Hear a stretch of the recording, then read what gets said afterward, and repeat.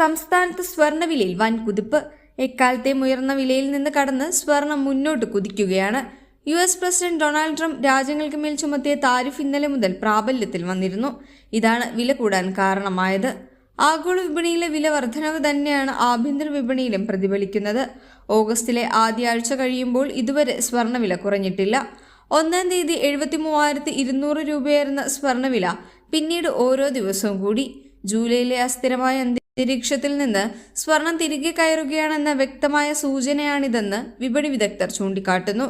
കേരളത്തിലെ ഇന്നത്തെ സ്വർണത്തിന്റെ ഗ്രാം പവൻ നിരക്കുകൾ ഇങ്ങനെയാണ്. ഇന്ന് സംസ്ഥാനത്ത് 1 ഗ്രാം സ്വർണത്തിന് 70 രൂപയാണ് കൂടിയിരിക്കുന്നത്.